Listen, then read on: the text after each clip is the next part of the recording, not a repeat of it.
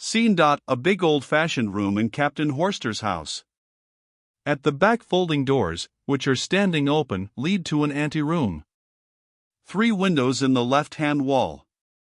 In the middle of the opposite wall a platform has been erected. On this is a small table with 2 candles, a water bottle and glass, and a bell. The room is lit by lamps placed between the windows. In the foreground on the left there is a table with candles and a chair. To the right is a door and some chairs standing near it. The room is nearly filled with a crowd of townspeople of all sorts, a few women and schoolboys being amongst them. People are still streaming in from the back, and the room is soon filled. First citizen, meeting another. Hello, Lamstad. You here too? Second citizen. I go to every public meeting, I do. Third citizen. Brought your whistle too, I expect. Second citizen. I should think so. Haven't you? Third citizen. Rather. And old Evanson said he was going to bring a cow horn, he did. Second citizen. Good old Evanson. Laughter among the crowd. Fourth citizen, coming up to them. I say, tell me what is going on here tonight. Second citizen. Dr. Stockmann is going to deliver an address attacking the mayor. Fourth citizen. But the mayor is his brother. First citizen. That doesn't matter, Dr. Stockmann's not the chap to be afraid. Third citizen. But he is in the wrong, it said so in the People's Messenger. Second citizen. Yes, I expect he must be in the wrong this time, because neither the Householders Association nor the Citizens Club would lend him their hall for his meeting. First citizen. He couldn't even get the loan of the hall at the baths. Second citizen. No, I should think not. A man in another part of the crowd. I say, who are we to back up in this? Another man, beside him. Watch a Slackson, and do as he does. Billing, pushing his way through the crowd, with a writing case under his arm. Excuse me, gentlemen, do you mind letting me through? I am reporting for the People's Messenger. Thank you very much. He sits down at the table on the left. A workman. Who was that? Second workman. Don't you know him? It's Billing, who writes for a Slackson's paper. Captain Horster brings in Mrs. Stockmann and Petra through the door on the right. Ijlif and Morton follow them in. Horster. I thought you might all sit here, you can slip out easily from here, if things get too lively. Mrs. Stockmann. Do you think there will be a disturbance? Horster. One can never tell with such a crowd. But sit down, and don't be uneasy. Mrs. Stockmann, sitting down. It was extremely kind of you to offer my husband the room. Horster. Well, if nobody else would. Petra, who has sat down beside her mother. And it was a plucky thing to do, Captain Horster. Horster. Oh, it is not such a great matter as all that. Hofstad and a Slackson make their way through the crowd. A Slackson, going up to Horster. Has the doctor not come yet? Horster. He is waiting in the next room. Movement in the crowd by the door at the back. Hofstad. Look, here comes the mayor. Billing. Yes, I'm damned if he hasn't come after all. Peter Stockmann makes his way gradually through the crowd, bows courteously, and takes up a position by the wall on the left. Shortly afterwards, Dr. Stockmann comes in by the right-hand door. He is dressed in a black frock coat, with a white tie. There is a little feeble applause, which is hushed down. Silence is obtained. Dr. Stockmann, in an undertone. How do you feel, Catherine? Mrs. Stockmann. All right, thank you. Lowering her voice. Be sure not to lose your temper, Thomas. Dr. Stockmann. Oh, I know how to control myself. Looks at his watch, steps onto the platform, and bows. It is 1:15, so I will begin. Takes his MS out of his pocket. Slackson. I think we ought to elect a chairman first. Dr. Stockmann. No, it is quite unnecessary. Some of the crowd. Yes, yes. Peter Stockmann. I certainly think too that we ought to have a chairman. Dr. Stockmann. But I have called this meeting to deliver a lecture, Peter.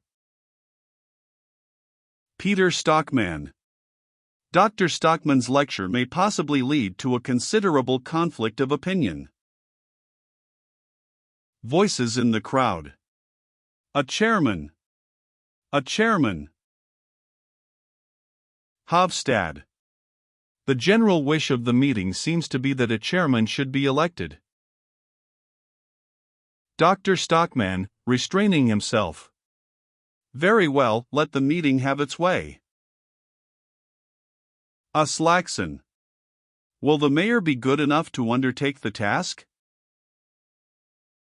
3 men, clapping their hands. Bravo! Bravo! Peter Stockmann. For various reasons, which you will easily understand, I must beg to be excused. But fortunately we have amongst us a man who I think will be acceptable to you all. I refer to the President of the Householders' Association, Mr. Slackson. Several voices. Yes, Slackson. Bravo, Slackson. Dr. Stockmann takes up his MS and walks up and down the platform. Slackson. Since my fellow citizens choose to entrust me with this duty, I cannot refuse. Loud applause. Slackson mounts the platform. Billing, writing, Mr. Slackson was elected with enthusiasm. Slackson. And now, as I am in this position, I should like to say a few brief words. I am a quiet and peaceable man, who believes in discreet moderation and in moderate discretion. All my friends can bear witness to that. Several voices. That's right. That's right, Slackson. Slackson. I have learned in the school of life and experience that moderation is the most valuable virtue a citizen can possess. Peter Stockmann. Here, here. Slackson. And moreover, that discretion and moderation are what enable a man to be of most service to the community. I would therefore suggest to our esteemed fellow citizen, who has called this meeting, that he should strive to keep strictly within the bounds of moderation. A man by the door. 3 cheers for the Moderation Society. A voice. Shame. Several voices. SH. Slackson. No interruptions, gentlemen, please. Does anyone wish to make any remarks? Peter Stockmann. Mr. Chairman. Slackson. the mayor will address the meeting.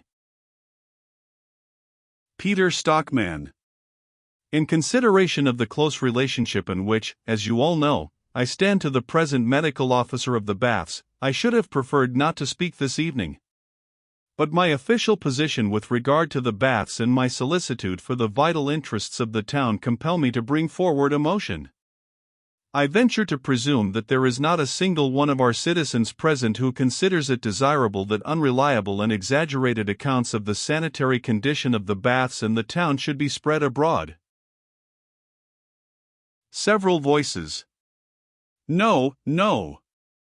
Certainly not. We protest against it. Peter Stockmann. Therefore, I should like to propose that the meeting should not permit the medical officer either to read or to comment on his proposed lecture. Dr. Stockmann, impatiently. Not permit. What the devil? Mrs. Stockmann, coughing. Ahem, ahem. Dr. Stockmann, collecting himself. Very well, go ahead. Peter Stockmann. In my communication to the People's Messenger, I have put the essential facts before the public in such a way that every fair-minded citizen can easily form his own opinion. From it you will see that the main result of the medical officer's proposals, apart from their constituting a vote of censure on the leading men of the town, would be to saddle the ratepayers with an unnecessary expenditure of at least some thousands of pounds. Sounds of disapproval among the audience, and some catcalls. A slackson, ringing his bell. Silence, please, gentlemen. I beg to support the mayor's motion. I quite agree with him that there is something behind this agitation started by the doctor. He talks about the baths, but it is a revolution he is aiming at. He wants to get the administration of the town put into new hands. No one doubts the honesty of the doctor's intentions. No one will suggest that there can be any two opinions as to that. I myself am a believer in self-government for the people, provided it does not fall too heavily on the ratepayers. But that would be the case here, and that is why I will see Dr. Stockmann damned, I beg your pardon, before I go with him in the matter. You can pay too dearly for a thing sometimes, that is my opinion. Loud applause on all sides. Hofstad. I, too, feel called upon to explain my position. Dr. Stockmann's agitation appeared to be gaining a certain amount of sympathy at first, so I supported it as impartially as I could. But presently we had reason to suspect that we had allowed ourselves to be misled by misrepresentation of the state of affairs. Dr. Stockmann. Misrepresentation. Hofstad. Well, let us say a not entirely trustworthy representation. The mayor's statement has proved that. I hope no one here has any doubt as to my liberal principles. The attitude of the People's Messenger towards important political questions is well known to everyone. But the advice of experienced and thoughtful men has convinced me that in purely local matters a newspaper ought to proceed with a certain caution. A slackson. I entirely agree with the speaker. Hofstad. And, in the matter before us, it is now an undoubted fact that Dr. Stockmann has public opinion against him. Now, what is an editor's first and most obvious duty, gentlemen? Is it not to work in harmony with his readers? Has he not received a sort of tacit mandate to work persistently and assiduously for the welfare of those whose opinions he represents? Or is it possible I am mistaken in that? Voices from the crowd. No, no. You are quite right. Hofstad. It has cost me a severe struggle to break with a man in whose house I have been lately a frequent guest, a man who till today has been able to pride himself on the undivided goodwill of his fellow citizens, a man whose only, or at all events whose essential, failing is that he is swayed by his heart rather than his head. A few scattered voices. That is true. Bravo, Stockmann. Hofstad. But my duty to the community obliged me to break with him. And there is another consideration that impels me to oppose him, and, as far as possible, to arrest him on the perilous course he has adopted, that is, consideration for his family. Dr. Stockmann. Please stick to the water supply and drainage. Hofstad. Consideration, I repeat, for his wife and his children for whom he has made no provision. Morton. Is that us, mother? Mrs. Stockmann. Hush. Aslaxon. I will now put the mayor's proposition to the vote. Dr. Stockmann. There is no necessity. Tonight I have no intention of dealing with all that filth down at the baths. No, I have something quite different to say to you. Peter Stockmann, aside. What is coming now?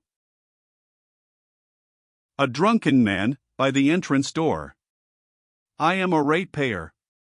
And therefore, I have a right to speak too. And my entire, firm, inconceivable opinion is. A number of voices. Be quiet, at the back there. Others. He is drunk. Turn him out. They turn him out. Dr. Stockmann. Am I allowed to speak? Aslaxon, ringing his bell. Dr. Stockmann will address the meeting. Dr. Stockmann. I should like to have seen anyone, a few days ago, dare to attempt to silence me as has been done tonight.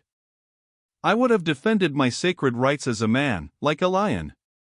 But now it is all one to me, I have something of even weightier importance to say to you. The crowd presses nearer to him, Morton Keel conspicuous among them. Dr. Stockmann, continuing. I have thought and pondered a great deal, these last few days, pondered over such a variety of things that in the end my head seemed too full to hold them. Peter Stockmann, with a cough. Ahem.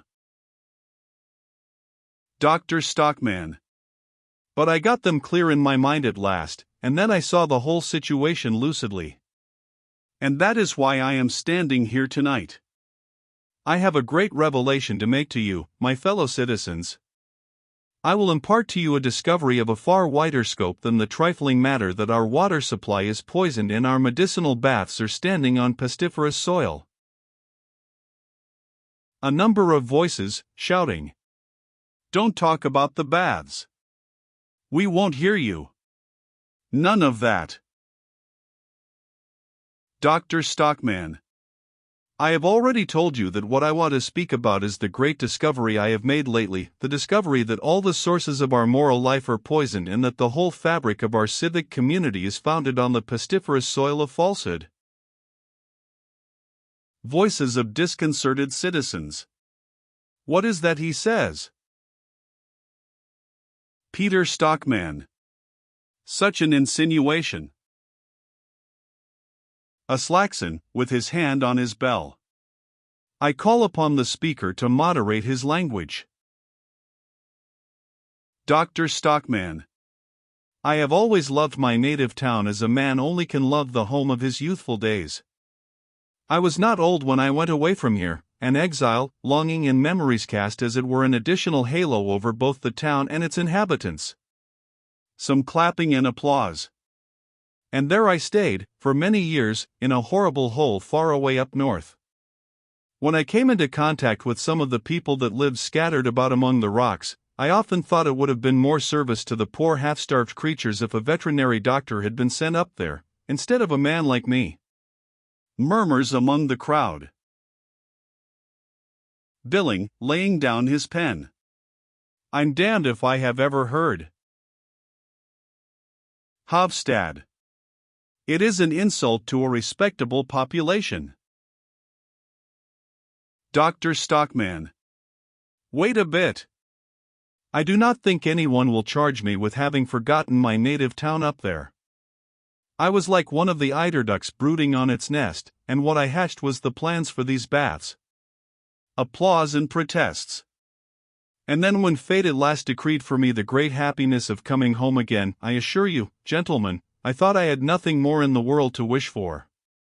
Or rather, there was one thing I wished for eagerly, untiringly, ardently, and that was to be able to be of service to my native town and the good of the community. Peter Stockmann, looking at the ceiling. You chose a strange way of doing it, ahem. Dr. Stockmann. And so, with my eyes blinded to the real facts, I reveled in happiness. But yesterday morning, no, to be precise, it was yesterday afternoon, the eyes of my mind were open wide, and the first thing I realized was the colossal stupidity of the authorities. Uproar, shouts, and laughter. Mrs. Stockmann coughs persistently.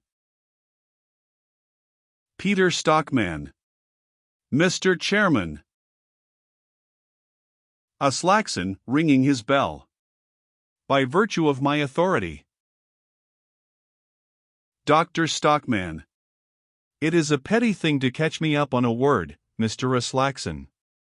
What I mean is only that I got scent of the unbelievable piggishness our leading men had been responsible for down at the baths. I can't stand leading men at any price, I have had enough of such people in my time. They are like billygoats on a young plantation, they do mischief everywhere. They stand in a free man's way, whichever way he turns, and what I should like best would be to see them exterminated like any other vermin. Uproar. Peter Stockmann. Mr. Chairman, can we allow such expressions to pass? A Slackson, with his hand on his bell. Dr. Stockmann. I cannot understand how it is that I have only now acquired a clear conception of what these gentry are, when I had almost daily before my eyes in this town such an excellent specimen of them, my brother Peter, slow-witted and hidebound in prejudice. Laughter, uproar, and hisses. Mrs. Stockmann sits coughing assiduously. A Slackson rings his bell violently. The drunken man, who has got in again. Is it me he is talking about? My name's Peterson, all right, but devil take me if I. Angry voices. Turn out that drunken man. Turn him out. He is turned out again. Peter Stockmann. Who was that person? First citizen. I don't know who he is, Mr. Mayor. Second citizen.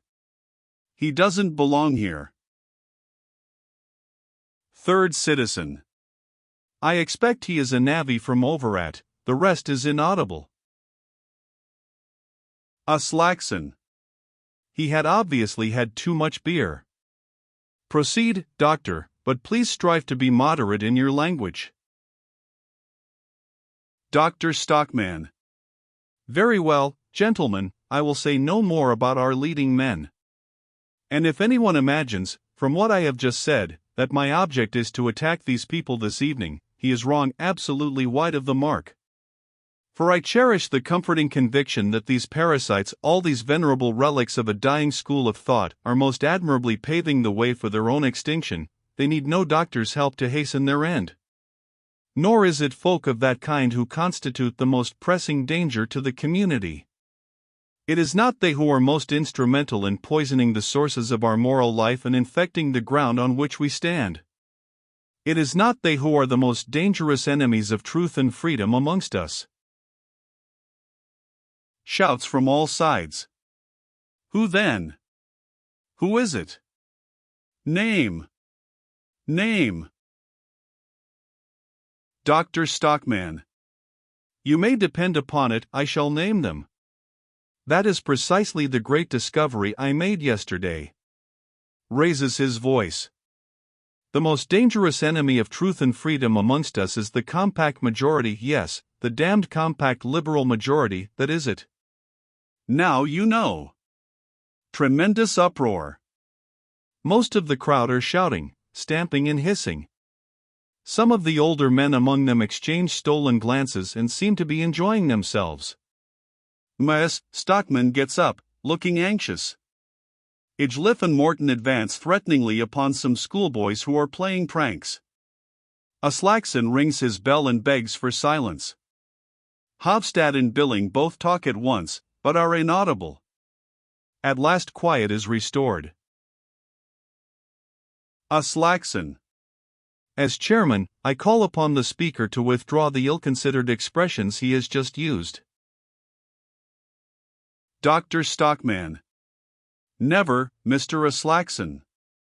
It is the majority in our community that denies me my freedom and seeks to prevent my speaking the truth.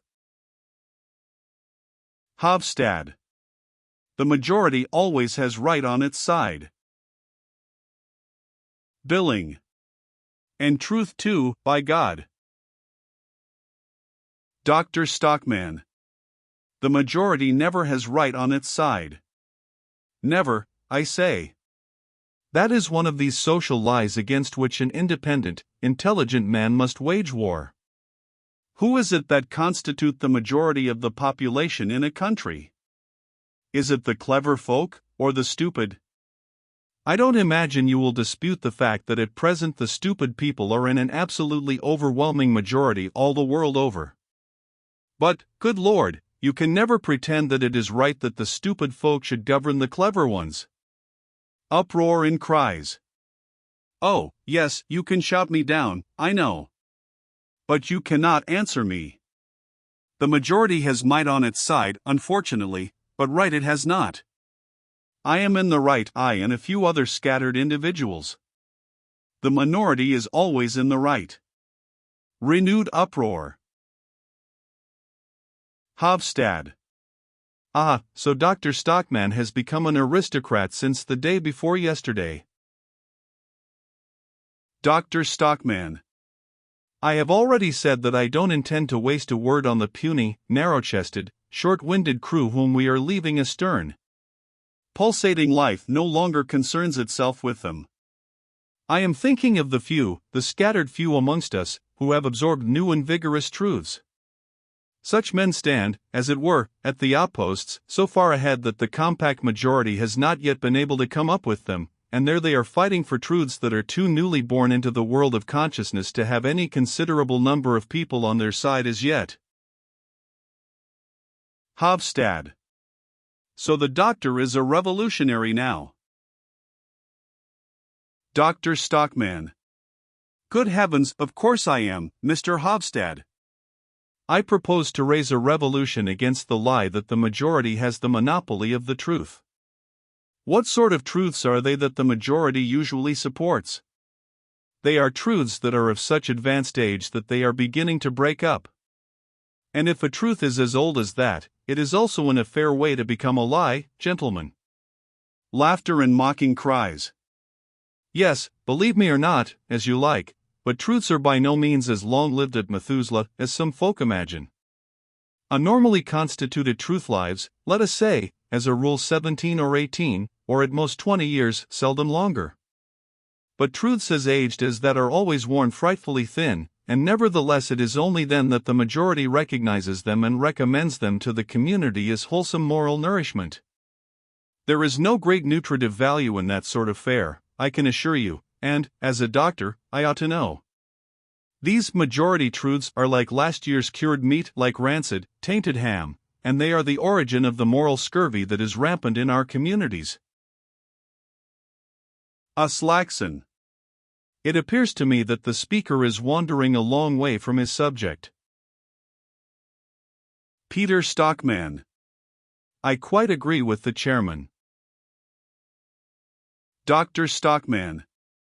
Have you gone clean out of your senses, Peter? I am sticking as closely to my subject as I can, for my subject is precisely this, that it is the masses, the majority, this infernal compact majority, that poisons the sources of our moral life and infects the ground we stand on. Hofstad. And all this because the great, broad-minded majority of the people is prudent enough to show deference only to well-ascertained and well-approved truths? Dr. Stockmann. Ah, my good Mr. Hofstad, don't talk nonsense about well-ascertained truths. The truths of which the masses now approve are the very truths that the fighters at the outposts held to in the days of our grandfathers. We fighters at the outposts nowadays no longer approve of them, and I do not believe there is any other well-ascertained truth except this, that no community can live a healthy life if it is nourished only on such old marrowless truths. Hofstad. But, instead of standing there using vague generalities, it would be interesting if you would tell us what these old marrowless truths are, that we are nourished on. Applause from many quarters. Dr. Stockmann. Oh, I could give you a whole string of such abominations, but to begin with I will confine myself to one well-approved truth, which at bottom is a foul lie, but upon which nevertheless Mr. Hofstad and the People's Messenger and all the Messenger's supporters are nourished. Hofstad. And that is? Dr. Stockmann.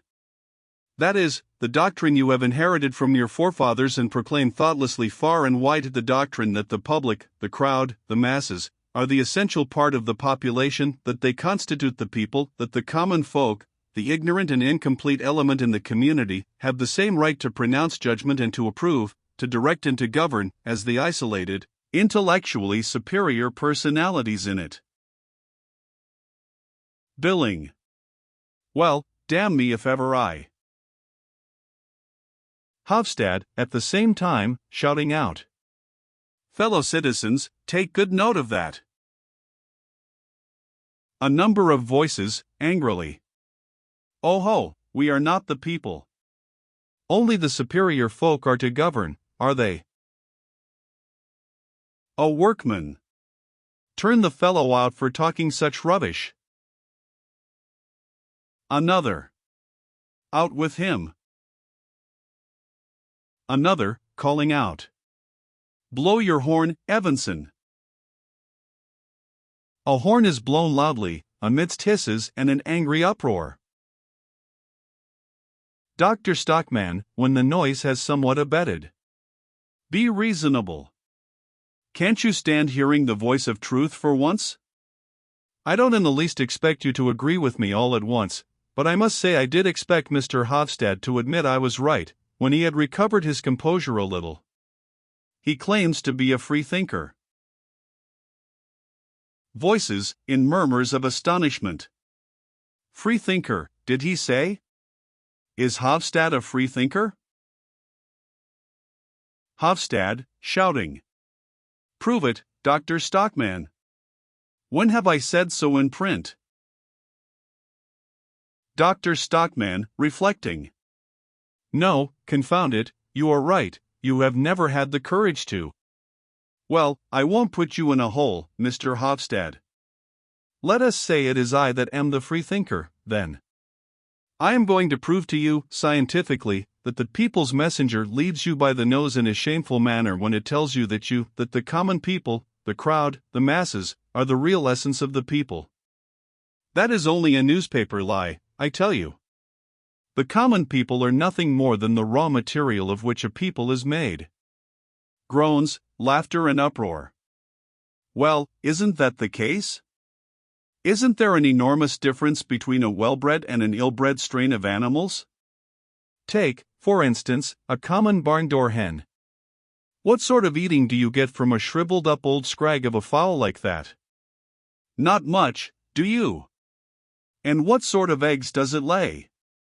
A fairly good crow or a raven can lay pretty nearly as good an egg. But take a well-bred Spanish or Japanese hen, or a good pheasant or a turkey, then you will see the difference. Or take the case of dogs, with whom we humans are on such intimate terms. Think first of an ordinary common cur, I mean one of the horrible, coarse-haired, low-bred curs that do nothing but run about the streets and befoul the walls of the houses. Compare one of these curs with a poodle whose sires for many generations have been bred in a gentleman's house, where they have had the best of food and had the opportunity of hearing soft voices and music. Do you not think that the poodle's brain is developed to quite a different degree from that of the cur? Of course it is. It is puppies of well-bred poodles like that, that showman trained to do incredibly clever tricks, things that a common cur could never learn to do even if it stood on its head. Uproar and mocking cries.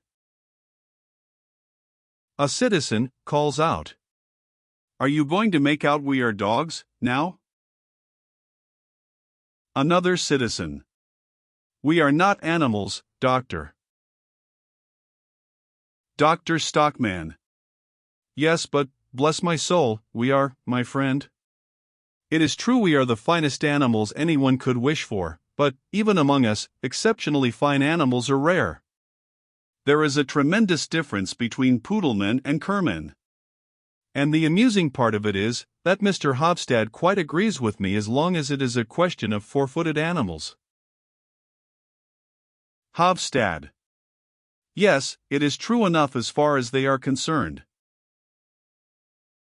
Dr. Stockmann, "Very well.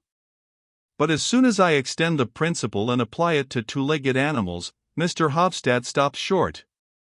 He no longer dares to think independently, or to pursue his ideas to their logical conclusion, so he turns the whole theory upside down and proclaims in the People's Messenger that it is the barn-door hens and street curs that are the finest specimens in the menagerie. But that is always the way, as long as a man retains the traces of common origin and has not worked his way up to intellectual distinction. Hofstad, "I lay no claim to any sort of distinction. I am the son of humble countryfolk, and I am proud that the stock I come from is rooted deep among the common people he insults." Voices. "Bravo, Hofstad! Bravo! Bravo!" Dr. Stockmann, "The kind of common people I mean are not only to be found low down in the social scale, they crawl and swarm all around us even in the highest social positions. You have only to look at your own fine, distinguished mayor. My brother Peter is every bit as plebeian as anyone that walks in two shoes." Laughter and hisses. Peter Stockmann, "I protest against personal allusions of this kind." Dr. Stockmann, imperturbably, "And that, not because he is like myself, descended from some old rascal of a pirate from Pomerania or thereabouts, because that is who we are descended from." Peter Stockmann, "An absurd legend. I deny it."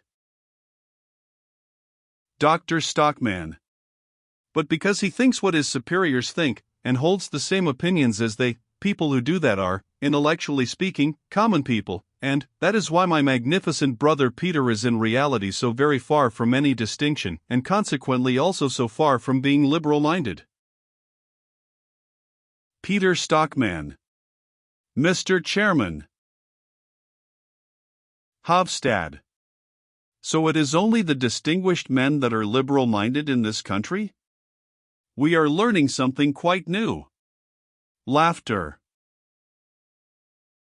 Dr. Stockmann, "Yes, that is part of my new discovery too. And another part of it is that broad-mindedness is almost precisely the same thing as morality. That is why I maintain that it is absolutely inexcusable in the People's Messenger to proclaim, day in and day out, the false doctrine that it is the masses, the crowd, the compact majority, that have the monopoly of broad-mindedness and morality, and that vice and corruption and every kind of intellectual depravity are the result of culture, just as all the filth that is draining into our baths is the result of the tanneries up at Melittle." Uproar and interruptions. Dr. Stockmann is undisturbed, and goes on, carried away by his ardor, with a smile. And yet this same People's Messenger can go on preaching that the masses ought to be elevated to higher conditions of life. But, bless my soul, if the Messenger's teaching is to be depended upon, this very raising up the masses would mean nothing more or less than setting them straightway upon the paths of depravity. Happily, the theory that culture demoralizes is only an old falsehood that our forefathers believed in and we have inherited. No, it is ignorance, poverty, ugly conditions of life, that do the devil's work. In a house which does not get aired and swept every day, my wife Catherine maintains that the floor ought to be scrubbed as well, but that is a debatable question. In such a house, let me tell you, people will lose within 2 or 3 years the power of thinking or acting in a moral manner. Lack of oxygen weakens the conscience. And there must be a plentiful lack of oxygen in very many houses in this town, I should think, judging from the fact that the whole compact majority can be unconscientious enough to wish to build the town's prosperity on a quagmire of falsehood and deceit. A Slackson. We cannot allow such a grave accusation to be flung at a citizen community. A citizen. I move that the chairman direct the speaker to sit down. Voices, angrily. Here, here. Quite right. Make him sit down. Dr. Stockmann, losing his self-control. Then I will go and shout the truth at every street corner. I will write it in other towns' newspapers. The whole country shall know what is going on here. Hofstad. It almost seems as if Dr. Stockmann's intention were to ruin the town. Dr. Stockmann. Yes, my native town is so dear to me that I would rather ruin it than see it flourishing upon a lie. A Slackson. This is really serious. Uproar and catcalls. Ms. Stockmann coughs, but to no purpose. Her husband does not listen to her any longer. Hofstad, shouting above the din. A man must be a public enemy to wish to ruin a whole community. Dr. Stockmann, with growing fervor. What does the destruction of a community matter if it lives on lies? It ought to be razed to the ground. I tell you, all who live by lies ought to be exterminated like vermin. You will end by infecting the whole country. You will bring about such a state of things that the whole country will deserve to be ruined. And if things come to that pass, I shall say from the bottom of my heart, let the whole country perish, let all these people be exterminated. Voices from the crowd. That is talking like an out-and-out enemy of the people. Billing. There sounded the voice of the people, by all that's holy. The whole crowd, shouting. Yes, yes. He is an enemy of the people. He hates his country. He hates his own people. A Slackson. Both as a citizen and as an individual, I am profoundly disturbed by what we have had to listen to. Dr. Stockmann has shown himself in a light I should never have dreamed of. I am unhappily obliged to subscribe to the opinion which I have just heard my estimable fellow citizens utter, and I propose that we should give expression to that opinion in a resolution. I propose a resolution as follows. This meeting declares that it considers Dr. Thomas Stockmann, medical officer of the baths, to be an enemy of the people. A storm of cheers and applause. A number of men surround the doctor and hiss him. Ms. Stockmann and Petra have got up from their seats. Morton and Egelif are fighting the other schoolboys for hissing. Some of their elders separate them. Dr. Stockmann, to the men who are hissing him. Oh, you fools! I tell you that. A Slackson, ringing his bell. We cannot hear you now, doctor. A formal vote is about to be taken, but, out of regard for personal feelings, it shall be by ballot and not verbal. Have you any clean paper, Mr. Billing? Billing. I have both blue and white here. A Slackson, going to him. That will do nicely, we shall get on more quickly that way. Cut it up into small strips, yes, that's it. To the meeting. Blue means no, white means yes. I will come round myself and collect votes. Peter Stockmann leaves the hall. A Slackson and one or two others go round the room with the slips of paper in their hats. First citizen, to Hofstad. I say, what has come to the doctor?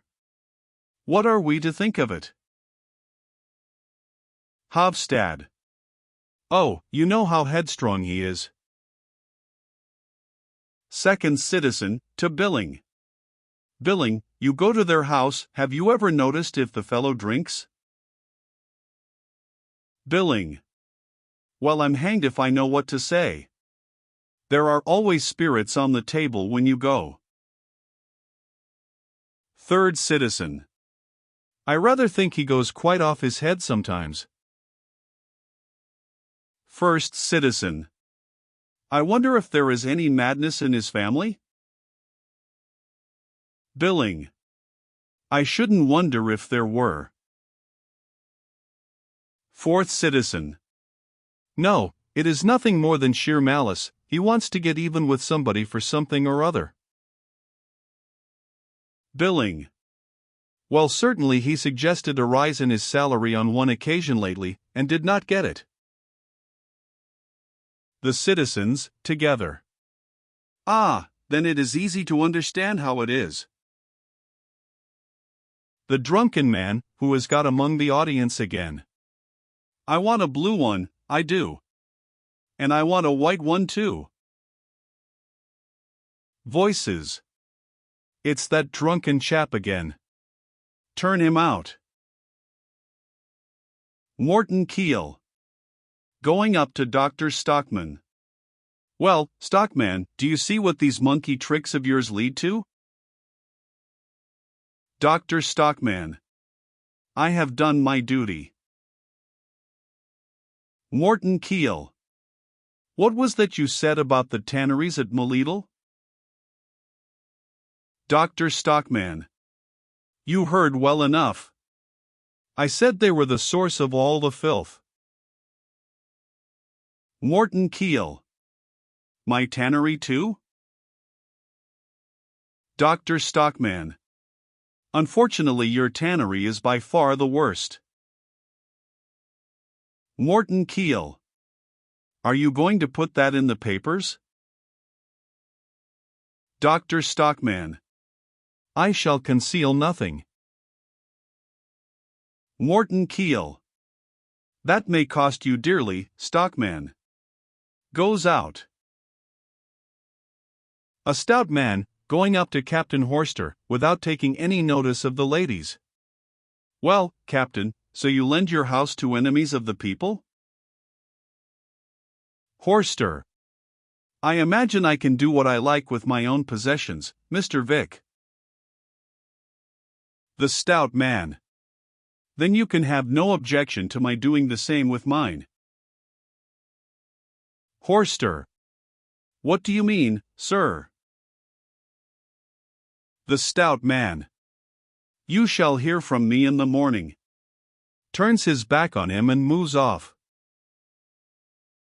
Petra. Was that not your owner, Captain Horster? Horster. Yes, that was Mr. Vick, the shipowner. A slackson, with the voting papers in his hands, gets up onto the platform and rings his bell. Gentlemen, allow me to announce the result. By the votes of everyone here except one person. A young man. That is the drunk chap. A slackson. By the votes of everyone here except a tipsy man, this meeting of citizens declares Dr. Thomas Stockmann to be an enemy of the people. Shouts and applause.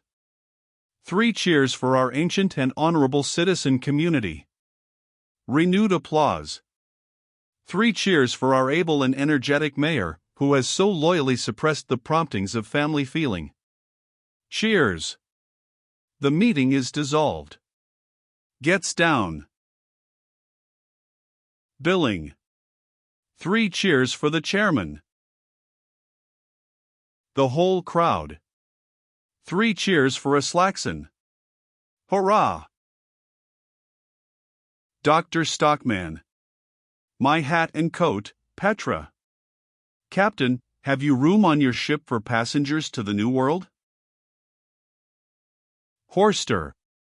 For you and yours we will make room, Doctor. Dr. Stockmann, as Petra helps him into his coat, good. Come, Catherine. Come, boys. Mrs. Stockmann, in an undertone. Thomas, dear, let us go out by the back way.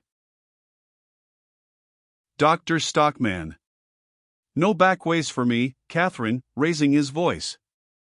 You will hear more of this enemy of the people, before he shakes the dust off his shoes upon you. I am not so forgiving as a certain person, I do not say, I forgive you, for ye know not what ye do. A Saxon, shouting. That is a blasphemous comparison, Dr. Stockmann. Billing. It is, by God. It's dreadful for an earnest man to listen to. A coarse voice. Threatens us now, does he? Other voices, excitedly. Let's go and break his windows. Duck him in the fjord. Another voice. Blow your horn, Evanson. Pip, pip. Horn blowing, hisses, and wild cries. Dr. Stockmann goes out through the hall with his family, Horster elbowing away for them. The whole crowd, howling after them as they go. Enemy of the people. Enemy of the people. Billing, as he puts his papers together. Well, I'm damned if I go and drink toddy with the Stockmanns tonight. The crowd press towards the exit. The uproar continues outside, shouts of enemy of the people are heard from without.